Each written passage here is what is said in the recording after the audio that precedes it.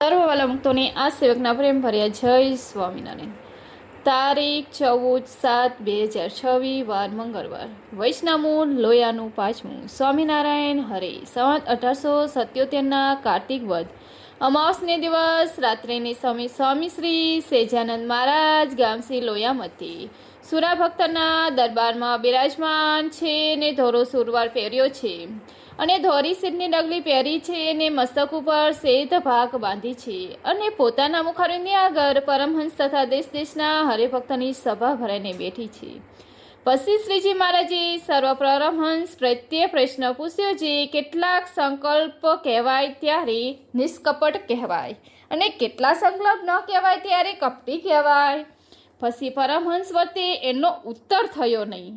ત્યારે શ્રીજી મહારાજ બોલ્યા છે, પંચ વર્તમાન સંબંધી પોતામાં કાચ્યપ હોય ને તે પોતાને વિચારે કરીને ટળતી ન હોય અને કાચ્યપ જેમાં ન હોય એવા જે સંત તેની આગળ કહેવું અને કોઈના સંતનો અવગુણ પોતાને આવ્યો હોય તો તે કહેવો તથા ભગવાનના નિશ્ચયમાં અનિશ્ચયનો ઘાટ થયો હોય તે પણ કહેવો.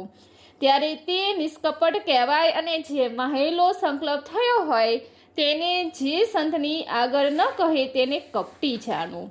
પછી વળી શ્રીજી મહારાજે પ્રશ્ન પૂછ્યો છે, એવો કપટી હોય ને તે ડાયો હોય તેને કેવી બુદ્ધિ કરીને ઓળખવી?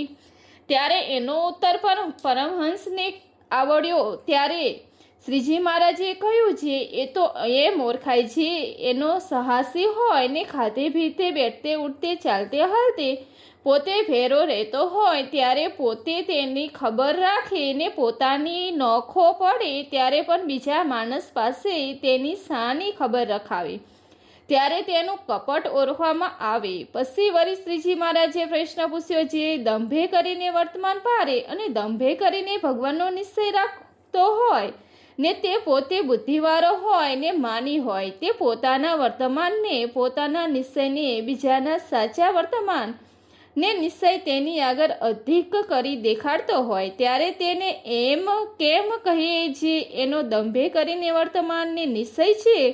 ત્યારે એ પ્રશ્નનો ઉત્તર પણ પરમહંસ વર્તે ન થયો. ત્યારે શ્રીજી મહારાજ બોલ્યા છે, એની પ્રતિષ્ઠાનો ભંગ થાય ત્યારે એનો દંભ કહેવાય, નહીં તો ન કરાય.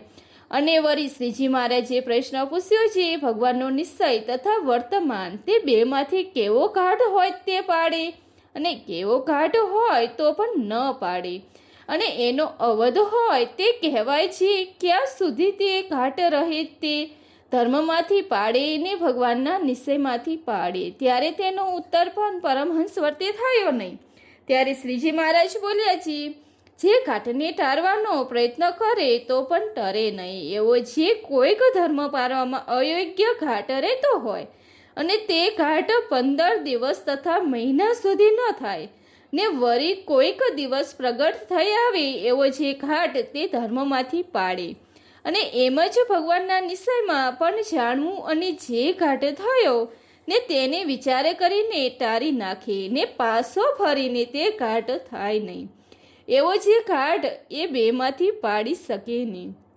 અને વળી શ્રીજી મહારાજે પ્રશ્ન પૂછ્યો છે, સત્સંગમાં દ્રઢ પાયો કેનો થાય અને કેનો ન થાય? પછી એનો ઉત્તર પણ પરમહંસને ન આવડ્યો. ત્યારે શ્રીજી મહારાજે કર્યો છે, જેમ દત્તાત્રેય ભૂત પ્રેત ચંદ્રમાં પશુ વેશ્યા કુમારી પોતાની દેહ ઇન્દ્રિય સર્વમાંથી પણ ગુણ લીધા એ રીતે સંતમાં જેને ગુણ ગ્રહણ કર્યાનો સ્વભાવ હોય તેનો જ સત્સંગમાં દ્રઢ પાયો થાય છે અને જેને સંતમાં ગુણ લીધાનો સ્વભાવ ન હોય તે સત્સંગમાં રહ્યો છે તો પણ એનો દ્રઢ પાયો જ નથી.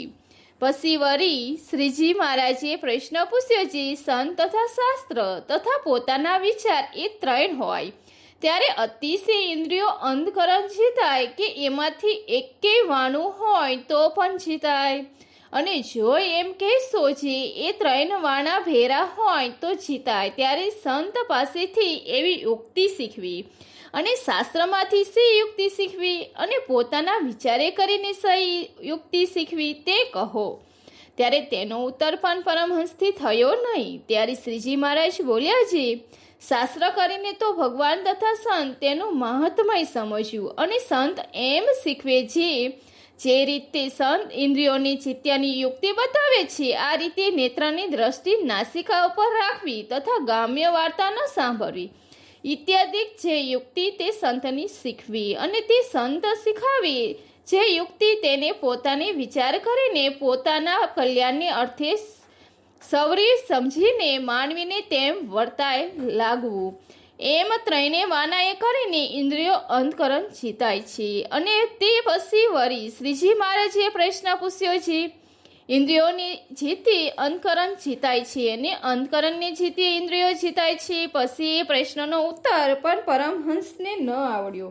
ત્યારે શ્રીજી મહારાજે કર્યો છે, બાહ્ય ઇન્દ્રિયોને દેહ દમન કરીને જીતે અને દેહ દમન કરીને બાહ્ય ઇન્દ્રિયો જીતાની હોય તો પણ 5 વર્તમાન નિયમમાં દ્રઢ થઈને રહેતો હોય તો બાહ્ય ઇન્દ્રિયોને જીતવે કરીને અંતકરણ જીતાય, પણ એકલે અંતકરણ જીતવે કરીને બાહ્ય ઇન્દ્રિયો જીતાય નહીં. અને બાહ્ય ઇન્દ્રિયોને જીતવે કરીને તો અંતકરણ જીતાય છે. કેમ જે જો બાહ્ય ઇન્દ્રિયને જીતે છે વિષયમાં પરવત્વા દે નહીં, ત્યારે અંતકરણ માહેલું કોરથી નિરાશ થઈ જાય છે અને આ દેહ કરીને આ વાત મનાની નથી. અને તે પછી વળી શ્રીજી મહારાજે પ્રશ્ન પૂછ્યો છે, બાહ્ય ઇન્દ્રિયો શાને કરીને જીતાય ને અંતકરણ શાને કરીને જીતાય? પછી એનો ઉત્તર પણ પરમહંસને ન આવડ્યો. ત્યારે શ્રીજી મહારાજે કર્યો છે, ધર્મશાસ્ત્રમાં કયા છે જે ત્યાગીના નિયમ તેને રાખે તથા તડકો ભૂખ તરસ તેનું સહન કરે અને ભગવાનના કથા કીર્તન વાર્તા કરે તથા ભજન સ્મરણમાં બેસે તથા આસન જીતે ઇત્યાદિ સાધને કરીને બાહ્ય ઇન્દ્રિયો જીતાય છે અને ભગવાનના મહાત્મ્યનો વિચાર અને ભગવાનનું ધ્યાને તથા આત્મનિષ્ઠા એટલે કરીને અંતકરણ જીતાય છે. ઇતિ વૈષ્ણવ લોયાનું 5મું પૂરું થયું. આ વિડીયો આપણને પસંદ આવે તો લાઈક, શેર, સબસ્ક્રાઈબ. જય સ્વામિનારાયણ. થેન્ક્સ.